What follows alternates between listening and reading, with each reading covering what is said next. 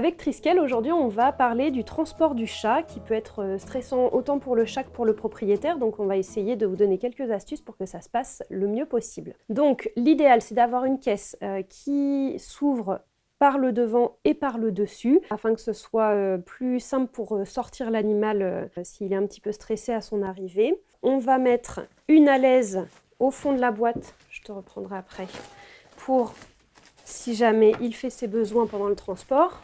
Vous pouvez lui mettre aussi une petite couverture avec son odeur pour qu'il soit un petit peu apaisé. Et ce qui marche très bien, c'est de mettre des phéromones d'apaisement pour le faire se sentir comme à la maison. Les odeurs de stress sont très persistantes, donc un chat qui va stresser dans une boîte, l'odeur va rester dans la boîte. Donc quand vous rentrez à la maison, il est important de nettoyer la boîte pour enlever ces odeurs de stress. Donc on évite les boîtes improvisées type panier à linge ou litière fermée avec du scotch. C'est pas du tout pratique et c'est pas du tout sécuritaire pour l'animal. Donc vraiment pensez à prendre une boîte quitte à nous en emprunter une. Si le chat est facile, eh bien soit on le passe par la porte du dessus, on le met dedans.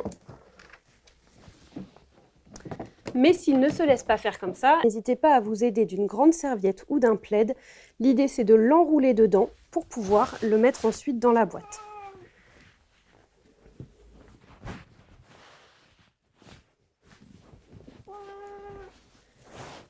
Hop.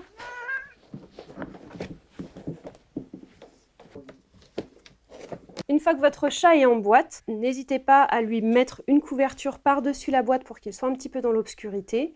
Et en salle d'attente, mettez-le en hauteur pour qu'il soit moins stressé, qu'il ait moins de risque de rencontrer un chien ou ce genre de choses.